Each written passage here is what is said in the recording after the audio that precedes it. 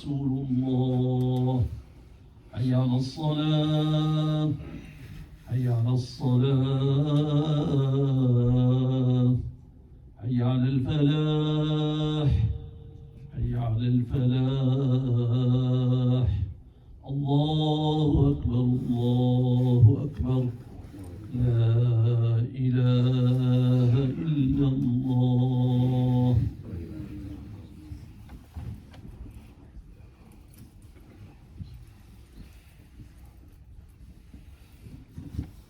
الحمد لله نحمده ونستعينه ونستهديه ونستغفره ونؤمن به ونتوكل عليه ونعوذ بالله من شرور أنفسنا ومن سيئات أعمالنا من يهده الله فهو المهتد ومن يضلل فلن تجد له وليا مرشدا ونشهد أن لا إله إلا الله وحده لا شريك له له الملك وله الحمد يحيي ويميت وهو على كل شيء قدير. يا ربي لك الحمد كما ينبغي لجلال وجهك وعظيم سلطانك. ونشهد أن محمد رسول الله قد بلغ الرسالة وأدى الأمانة ونصح الأمة فكشف الله به الهمة وتركنا على المحجة البيضاء ليلها كنهارها لا يزيغ عنها إلا هالك. وصل اللهم وبارك على سيدنا محمد وعلى آله وأصحابه وأزواجه وأتباعه ومن اتبعهم بإحسان إلى يوم الدين. أمرنا الله سبحانه وتعالى في القرآن الكريم فقال: يا أيها الذين آمنوا اتقوا الله ولتنظر نفس ما قدمت لغد واتقوا الله إن الله خبير بما تعملون. We all bear witness and testify that nothing in this world is worthy of complete submission and obedience except Allah subhanahu wa ta'ala. We bear witness and testify that Allah is one with no partners and no sons. And we send the peace and blessings upon the Prophet Muhammad sallallahu alayhi wasallam, who Allah sent as a mercy to all of the worlds, sent as a rahmatan lil alameen, and sent as a seal of the prophets. So there is no messengers or prophets after him.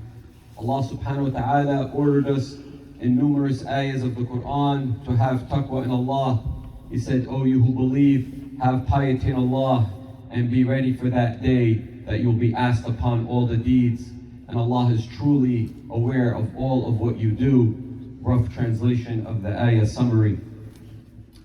Some of the things that in Islam has caused us as a Muslim ummah to be kind of delayed and not as progressive. Recent history, obviously, because in the old days, you know, Muslims were the leaders of the whole society and people always used to look to them and travel to them. Now we kind of have the opposite. We are traveling to the West to learn and to work and to gain a living. So I hope to achieve today in the khutbah is just go over maybe a few of the superstitions, if you call it, khurafat, or maybe even misunderstandings that we have in Islam, or even su'u fahm.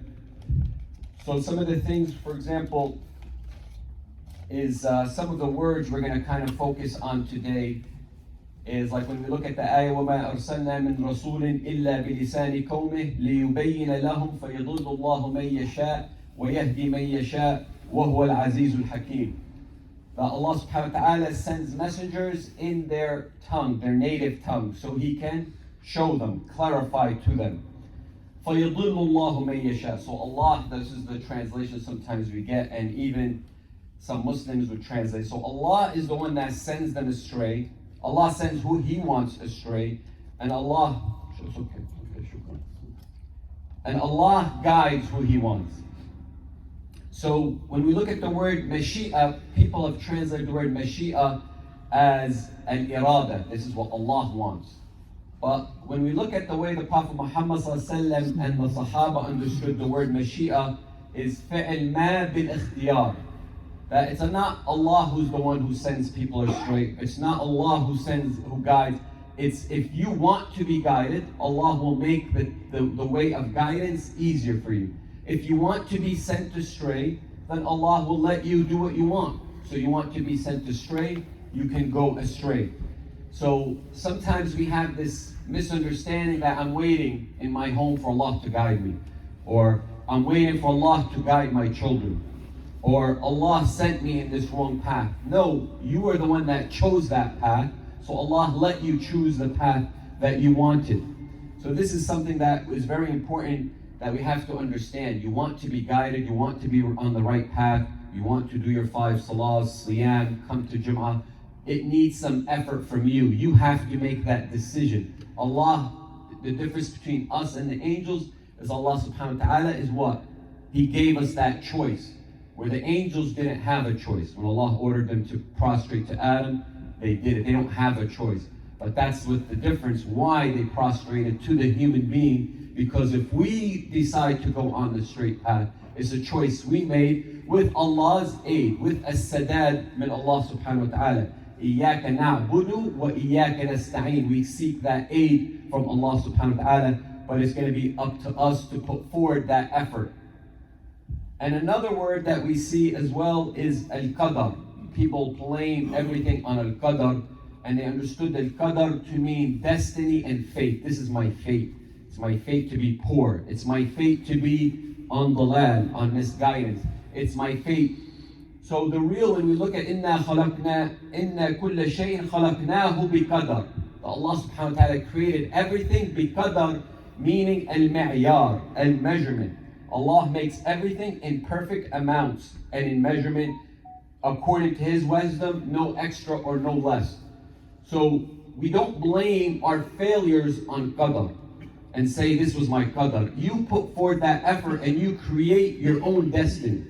And this is obviously a big topic that ulama have disputed a lot, as far as things written. Is it written down? Is it not written? But for khutbah purposes and for today's purposes, it's still, you have the choice to create your own destiny. If you're in a situation right now that is not well, you don't blame it on qadar and say that's it, nothing can change. No, Allah gave you a lot of resources to use. He gave you an asbab to use. So what is the point of an akhdhu bil asbab if we say everything is already destined, already meant to be, and I can't change it? I am meant to be poor. My marriage is meant to be horrible. No, you need to put forward that effort to make it a better marriage, to understand how the opposite sex works. If you're not good in a financial situation, if you're not doing good financially, you need to put forward some effort. Hang around the right people, maybe take some classes, maybe, go to a seminar and pay $1,000 to learn how finance works. Maybe I need to work a little bit harder and not sitting at home and saying, I'm not wealthy, I'm very poor. You need to put forward those efforts, use those reasons.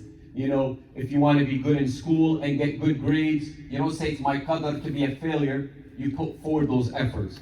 And actually from the failures, you learn.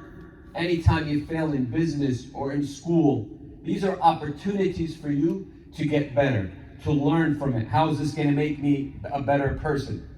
So these are some of the things that I felt have held people back from becoming more successful. They blame things on al-qadar. They blame things even billah, on Allah subhanahu wa ta'ala. So it's our job to put forward those efforts and put forward those reasons. And even when we look at another strong word we see is al-hasad wal-ayn, envy. That somebody has hit me with the evil eye. Somebody has hit me with hasad, envy, and that's why I'm not successful. That's why I failed. That's why my business closed down. This is also, hasad has no control over your life. Somebody can have evil intentions towards you, but if we look to the ayah, وَمِن شَرِّ حَاسِدٍ إِذَا حَسَدٍ, the evil of the hasad, and that's evil is when they actually, if somebody has so much envy, they want to bring you down, they put forward some effort to bring you down. It's not ضربني بالعين, he just hit me with the evil eye, and therefore, my kid is this way, or my life is this way. No, if they follow it up with action. So if somebody has so much envy that he sees you, or she sees you in a wealthy position, that they go after your business. They start talking bad about your business. Don't do business with this person. He's a horrible, he cheats everybody. Now that hasad has caused them to do action towards you. That might have an effect on you, right? If somebody is following up their hasad with some action. But to blame everything on hasad, that just somebody has it out for me and they hit me with the evil eye and therefore something bad is going to happen to me, they don't have that control over you. This is a su'u fahim of how hasad actually works. Hasad, the real hasad, is something that is followed by action. And what bigger proof do you want than if hasad is just that simple, where you could just hit somebody with the evil eye, you know, sharr al-hasid, how come nobody has hit our ruthless Arab dictators in the Middle East with some ayn and gotten them out of power, or hit them with a heart attack, or, you know, made them lose their power? Or are these ruthless evil people immune to hasad? You know, only good people get hit with hasad. So this again is just an excuse sometimes us as Muslims we use for our failures as well. And there's sunnah Allah subhanahu wa ta'ala on this earth. إن الله ينصر الدولة الكافرة إذا فيها عدل على الدولة المسلمة التي ليس فيها عدل. So if a non-Muslim nation is using the means, using an asbab, this can grant them victory. And they have freedom and justice and equality. Some of the basic human things that any society needs, Allah's going to give them victory. They're taking the means. But if we are not using those means, if in our own countries in the Middle East or in the Southeast don't have adl, don't have freedom, don't have equality, don't have democracy, then these are just some of the sunnah Allah subhanahu wa ta'ala. These are how the traditions on earth work. If you're not going to have these, you're just going to fall behind the other nations. And that's why you see, even when it comes to dua, we raise our hands to Allah subhanahu wa ta'ala, to Allah to guide us, to Allah give us success in our endeavors. But we need to back it up with some action. You ask Allah to make your marriage better, back it up with some action, take some change. You know, why don't you perfect your manners? Why don't you learn how to become a better person, whether it's husband or wife? Learn how to be more patient. Why don't you take some changes first, and then maybe your other spouse, you'll see some changes in them with some time, with some patience. We raise our hands to Allah subhanahu wa ta'ala and we make dua, but we need to put forward some effort. It's not just making dua to Allah, help me pass this test, and I don't want to study.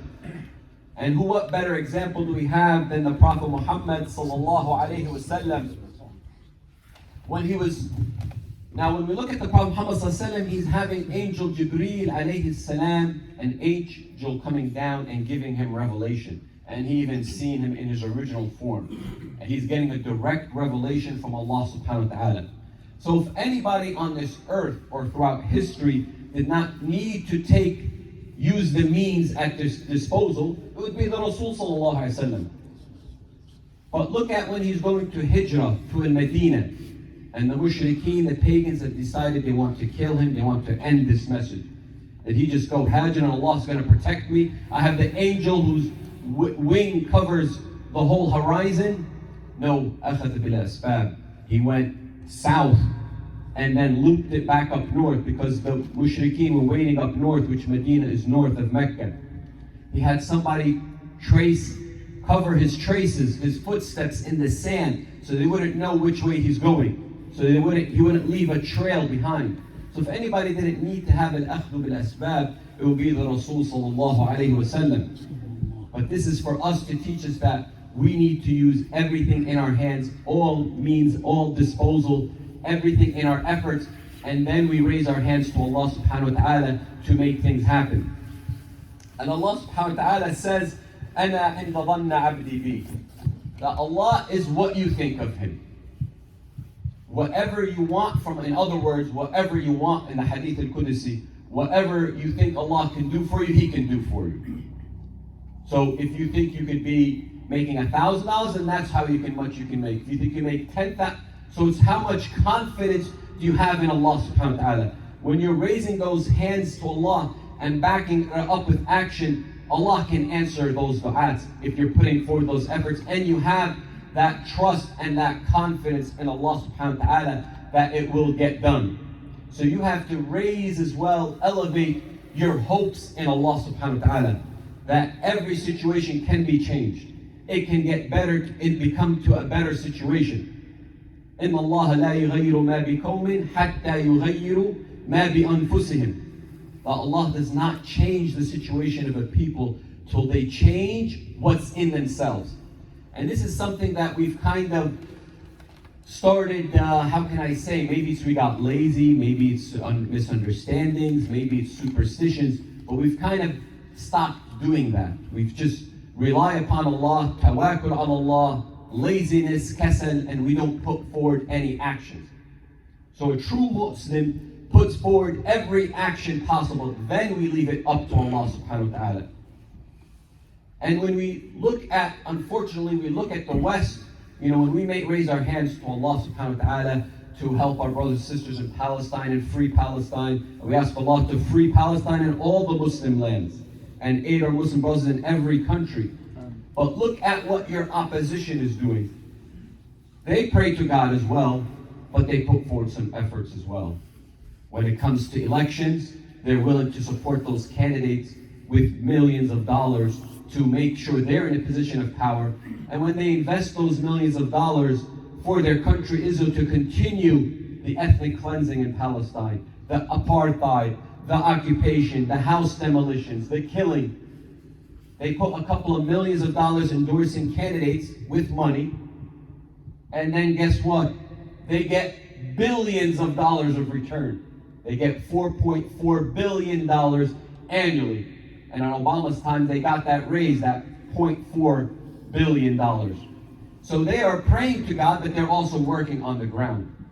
But sometimes when we want stuff, we raise our hands to Allah, which dua, salah al-mu'min. It's the weapon of the mu'min. But we need to put forward those efforts. We need to put forward those means to get some reaction. Just saying, even me, I'm involved in American Muslim Palestine. We took some action, some protests, this and that. Some people called me up. Just slide. At the end of the day, don't worry. Palestine will be free. Just relax a little bit. Don't go so crazy. Don't be so. I was like, no, we need to put forward some effort, and it is going to be free, but I want a part of it. And if anything you want to work out for you, you need to put forward that effort to be a part of the result. Not just waiting for things to happen. This is not what the Sahaba radiallahu anh or the Prophet Muhammad sallallahu alaihi wasallam did. And even another important concept when we're saying al-akhdhu bil-asbab, وَأَمْرُهُمْ شُورَى بَيْنَهُمْ, that we consult one another. You want to get better, what any area of your life, consultation. Even the Prophet Muhammad sallallahu alaihi wasallam in the first battle of Badr, when he wanted to put the camps behind the water, they asked the Rasul sallallahu alaihi wasallam, who's getting revelation, they said, is this your opinion or is this wahi, that we should be behind the wells? He said, no, this is just my military strategy, this is my opinion. They said, no, then in our opinion, a better military strategy would be in front of the wells, in front of the water wells. He said, then that's what we're going to do then. So this is just to show you even, shura, consultation. If you're in a bad situation, go out and seek knowledge. You want to become more guided in Islam? Get more knowledge, attend more halakas, attend more lectures. Go seek the effort. Instead of just sitting there doing nothing. In any area that you want to excel in, knowledge and ilm is very important. Even that is the first step. And sometimes we also lack a little bit of motivation too. So sometimes we need to have motivation. نتشجع للعلم. Sometimes before ilm, having a knowledge is not enough. You need to be motivated to take some action as well. So it's knowledge with some motivation, and then that's how you take action. Al-fi'l. So this is just kind of a reminder for myself and my brothers and sisters to just kind of redefine some of the words, how we kind of use these words as an excuse for our failures. Hope we benefited from أقول قولي هذا واستغفر الله ولكم.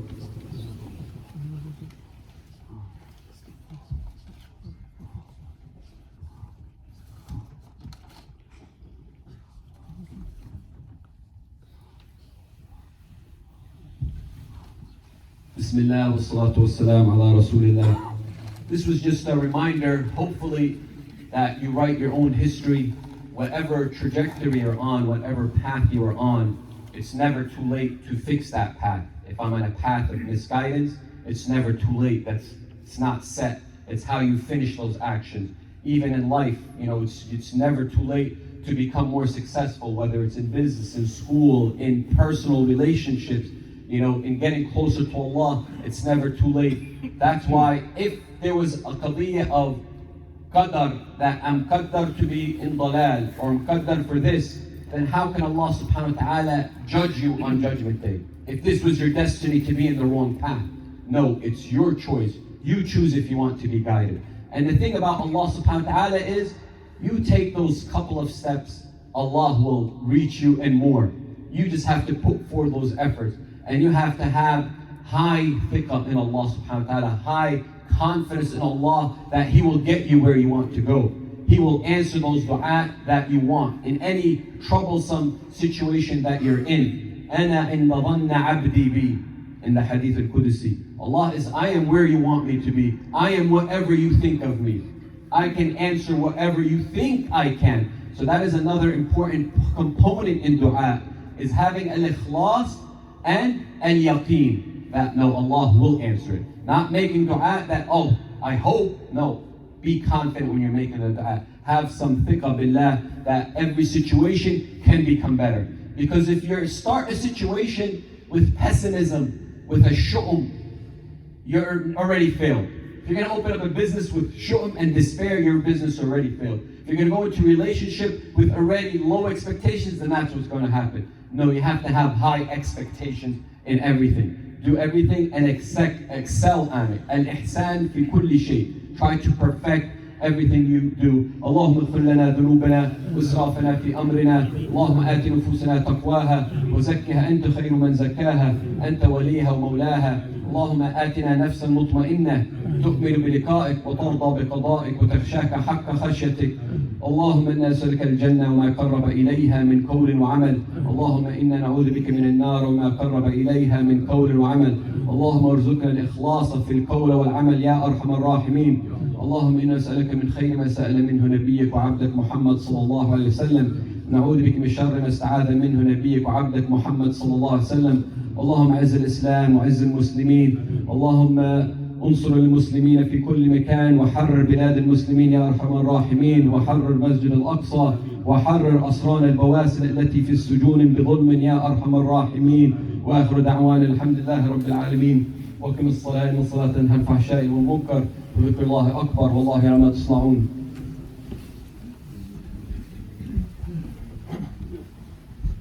الله أكبر الله أكبر. أشهد أن لا إله إلا الله. أشهد أن محمدا رسول الله. حي على الصلاة حي على الفلاح. قد قامت الصلاة قد قامت الصلاة. الله أكبر الله أكبر. لا إله إلا الله.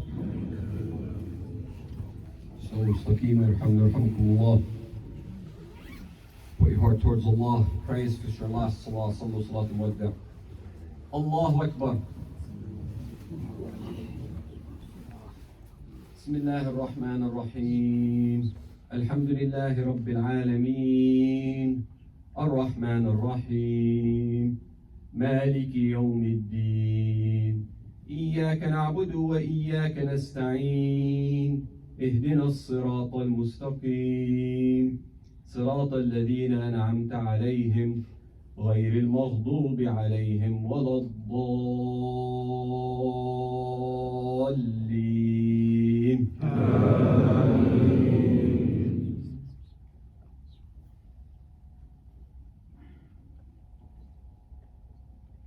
يسألونك عن الساعة أيان مرساها فيما أنت من ذكراها إلى ربك منتهاها إنما أنت منذر من يخشاها كأنهم يوم يرونها لم يلبثوا إلا عشية أو ضحاها.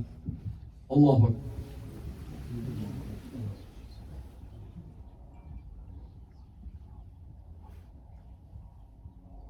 سمع الله لمن حمده. الله أكبر.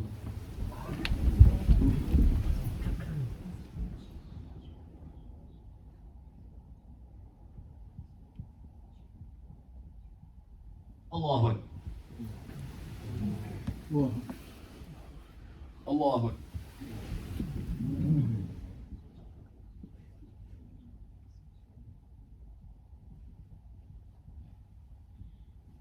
الله أكبر. بسم الله الرحمن الرحيم. الحمد لله رب العالمين الرحمن الرحيم مالك يوم الدين إياك نعبد وإياك نستعين اهدنا الصراط المستقيم صراط الذين أنعمت عليهم غير المغضوب عليهم ولا الضالين.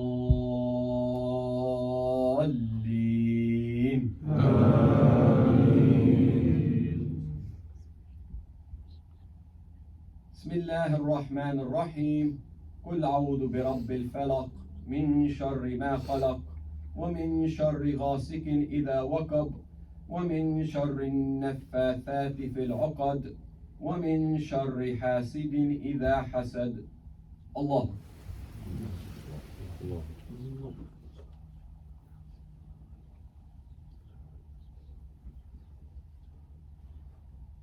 سمع الله لمن حمده.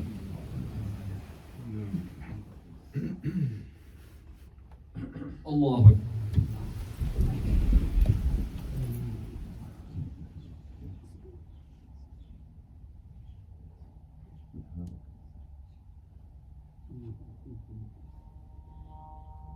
الله أكبر.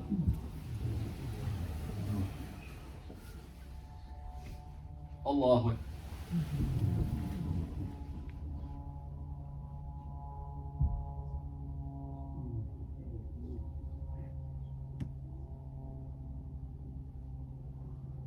الله أكبر.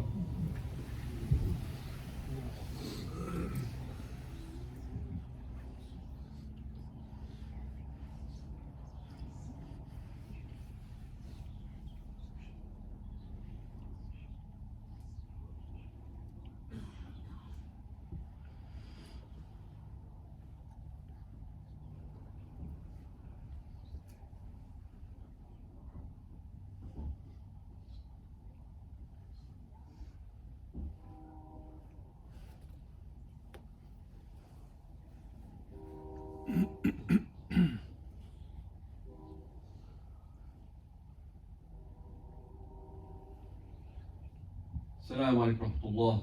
السلام عليكم ورحمة الله.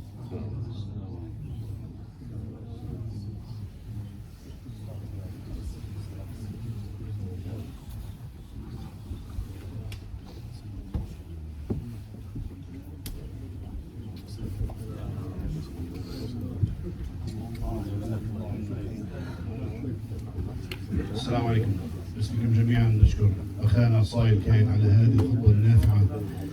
We thank Brother Sail for this khutbah, not only because it's about deen, because that's obviously why we are here, but it has to be actually implemented in life, and that's how deen comes into play. So we, inshallah, we ask that to be ممن يسمعون القول فيتبعون أحسنه. So inshallah, we should have more and more of these khutbah that give people motivation to be, to take action and to be involved in society.